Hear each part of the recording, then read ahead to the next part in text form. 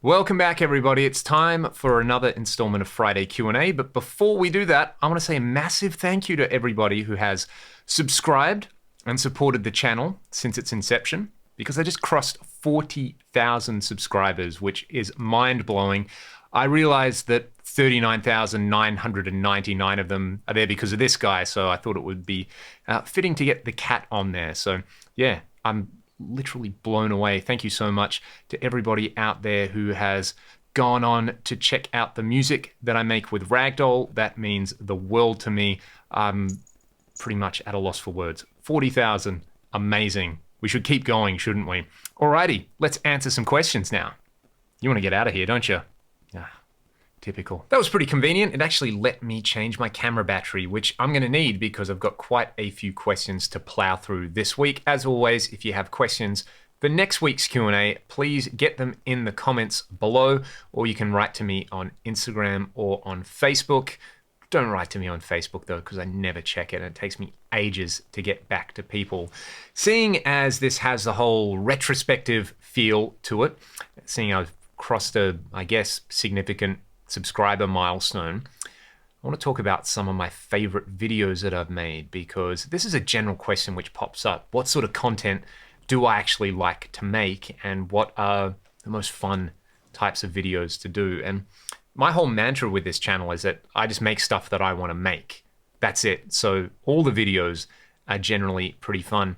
If I had to single out a couple though, I recently did a lyric video for the latest Ragdoll single, Follow the Leader, which is up on here. That was a massive challenge and I learned so much from that. I would definitely not do it the way I did it again. I think I have a much better procedure for doing something like that, having been through the process. I love doing all the kind of dialing in videos, whether it's with the Axe effects, whether it's with real amps or anything like that. And I also love doing lessons. I probably don't do enough lessons on here. It's something that every time I do an actual lesson about playing, for example, I've been doing this How Not to Play Rock Guitar series.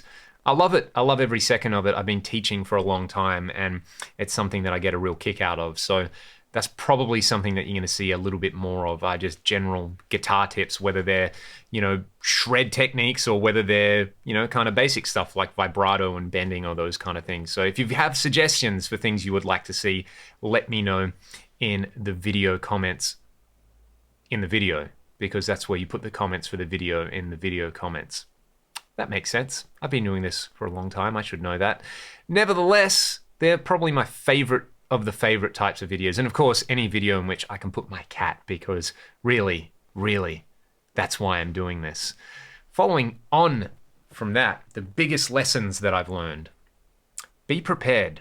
If you're going to do a video about a piece of gear and you've just taken it out of the box and it's really complicated, maybe read the manual, maybe spend a day just playing around with it, because especially in the early days of my channel, when I started getting sent gear to review, I'd be like, okay, I'm going to unbox it and I'm going to do the demo straight away. I'm going to get the whole thing done in about an hour. And that's just kind of stressful. A piece of gear, whether it's a pedal, whether it is a guitar, whether it's an amp, you have to spend a little bit of time to kind of get used to it and feel it out. And I feel like now I'm far more prepared to take a lot more time.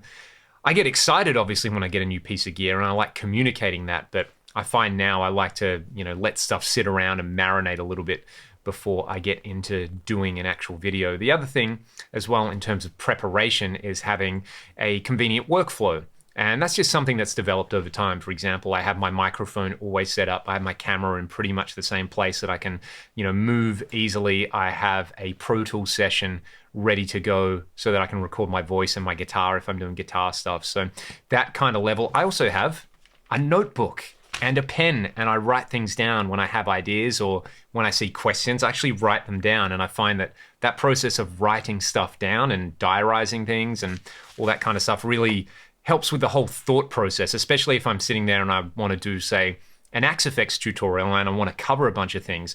I'll sit down and I'll write a list, and I'll just write dot points, and it will get me into the flow of what I want to do with the video. So that's been one of the biggest lessons that I've learnt along the way, as well as the fact that you're never going to make everybody happy. So you may as well just make yourself happy while you're doing it. All right.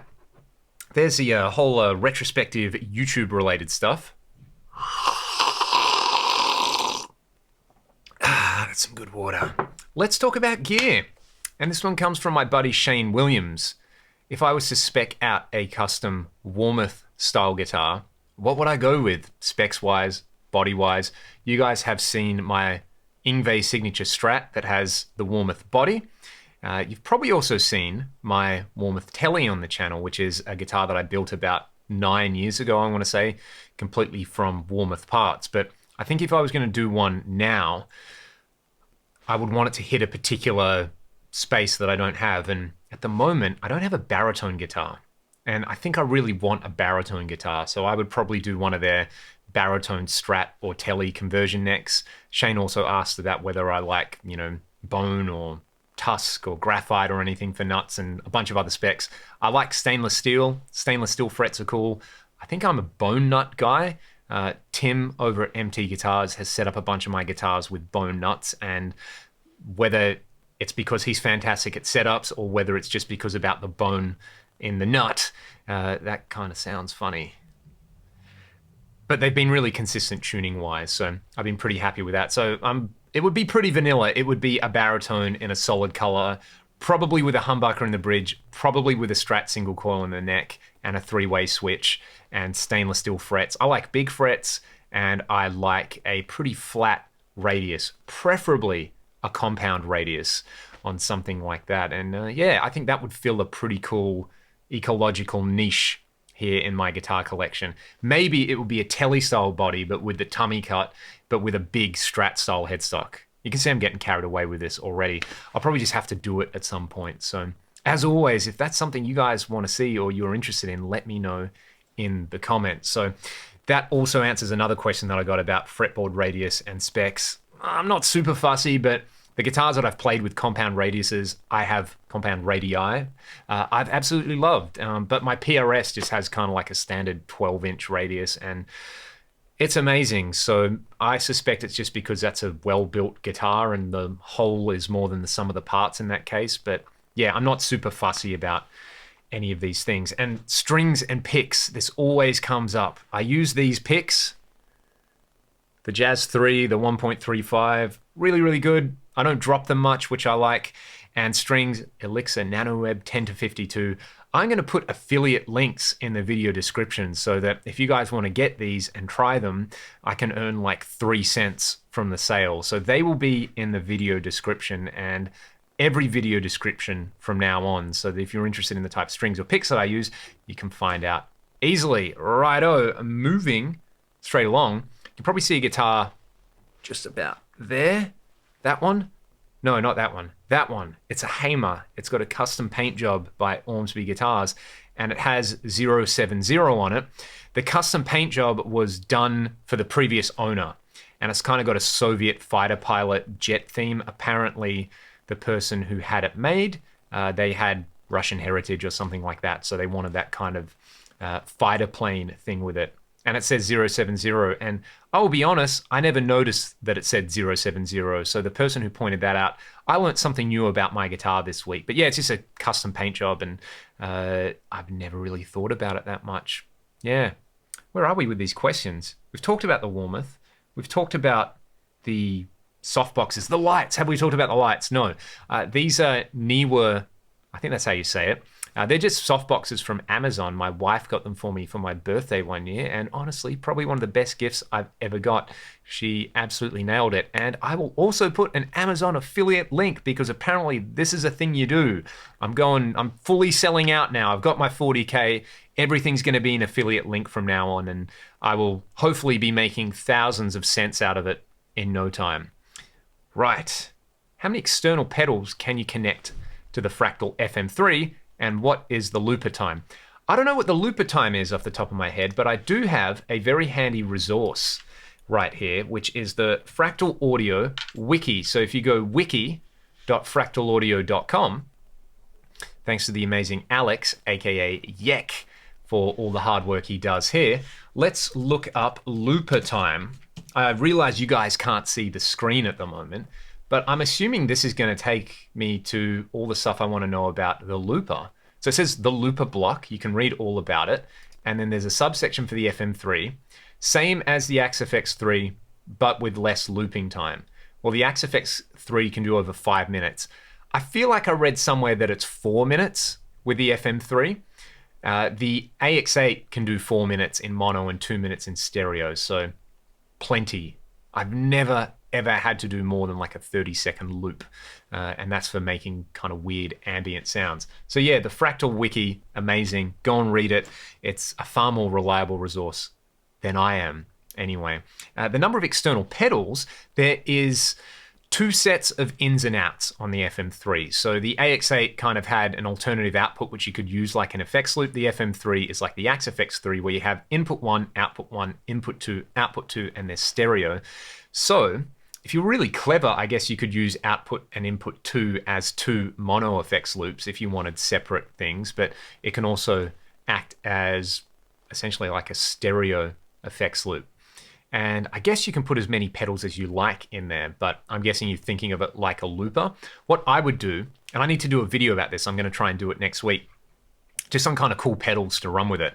If I was running a fuzz or something that's very kind of fussy about input impedance, I would run that in front of the AX8. In fact, if you watch my video of the pedal board setup that I did a couple of days ago, I was running everything in front of my AxeFX3 and I thought it sounded really good. So you could run it like that. I just think of it like a traditional amp with a stereo effects loop. So it's a little bit more versatile than your average amp. And yeah, you could stick something like an H9 in there very easily, or a Polydigit, which is one of my favorite pedals. If you haven't checked out the Polydigit, do it. Insane, such a cool piece of gear. But I'm going to do a video on the extra ins and outs, and also how I would incorporate stuff like fuzz and then, you know, an H9 and a digit and things like that. So look out for that video over the week. Right, I got my pen. I'm ticking these off. Here's a really interesting question. Would I rather be a professional cricket player or a professional footy player? And we're, of course, talking about Aussie rules football here.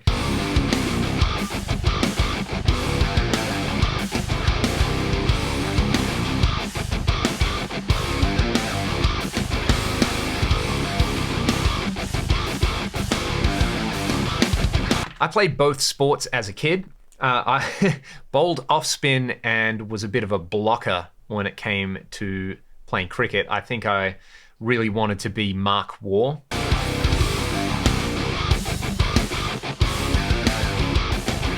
And be this elegant, you know, top order batsman. And I didn't have any of the elegance at all. So I got dropped down the order and just became a slogger, and that was really, really fun. And I used to bowl offies and, you know, try to be Murali. If you guys don't know who these people are either, like go and read up about some cricket history. AFL footy I also played, and it just kind of ruined my body. So as much as I like to think I would be able to play AFL footy, I'm definitely not heavy enough and built enough to do it. Probably just tall enough to, I don't know, be like a back pocket or something like that. But yeah, I need to stack some meat onto these skinny little bones. But realistically, I'd probably say cricket, because I do like the tactical aspect of it. Ran into Shane Warne in Vegas one year as well. That was interesting. Right after a tour. That's a story for another time. Well, it's not even a story. Just like saw him and was like, Warnie, what's going on? Again, if you don't know who Warnie is, you got the internet at your disposal. Go and do it. This is an interesting little Q&A. The CAE 3 Plus in the AxeFX3. I can do a video with that one. That sounds like a good candidate for a 5-minute tones video. The Bradshaw Custom Audio Electronics Preamp. I believe Megadeth used it for a while. There was a question that also came up about the Bogner Fish preamp. I've never played a Fish, but there is never played a Fish, but have you tuned a guitar? There is a model of that preamp in the AxeFX3 and the FM3, so I'll give you a little clip at the end of this video. The Strato mode sounds really, really cool. Thanks to my buddy Tyler Britton for putting me onto that one. That is awesome. Wawa Kid as well. I'm so glad you enjoyed that. You know, I was talking about my favorite videos earlier in this video. Putting that little clip together of me when I was a little kid and a teenager was, yeah, that was really close to my heart. So I'm glad you all enjoyed that. And I need to edit that kid playing that solo into Killing in the Name, because it kind of sounds more like a whammy Venoir. Have I tried the Kemper? Yes. Is it really good? Yes. Why did I choose the Axe FX3? I've said it a whole bunch of different times. The reason I went with the Axe is because I enjoy the workflow a lot more. The tones are obviously fantastic on both units.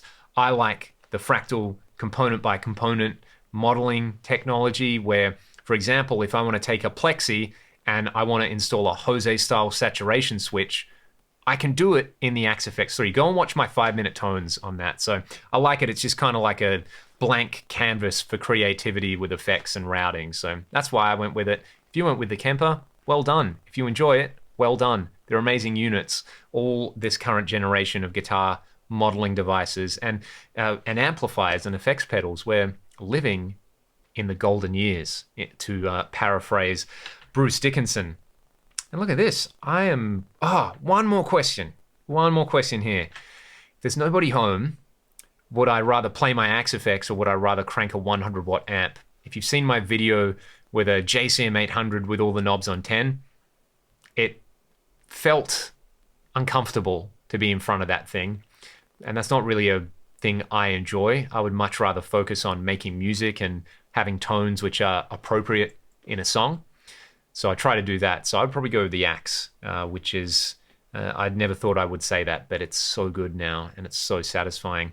And on that note, if you're just playing at home, I would go with a set of studio monitors over an FR, because that was another question that popped up, just because it's a lot easier to hook it up and listen to music through. You get that extra advantage of listening to all your favorite albums through studio monitors, which is incredible. All right. Thank you guys for putting up with my incoherent ramblings through all of this. I said I was going to play on that Bogfish Strato emulation on the Axe FX3. I'm going to do that for a little bit. Again, thank you so much. 40,000 subscribers is mind-bending. If you want to support the channel in ways other than just subscribing and being a legend, you can buy some of my music. Check out some of the Ragdoll music. I know a bunch of you are already aware of this, but if you're not aware of it, I do actually make music. I do play in a band, and I would love it if you went and checked it out. So yeah, Ragdoll, go and check that out. All the links will be in the video description. You know, affiliate links, I'm shilling big time now, so go and do that. Like I said, I'm sure I'll make about 3 cents out of all of it, but you can get the things that I use and try them for yourself, because that's the best way to try stuff. Thanks for watching. Bogfish Strato.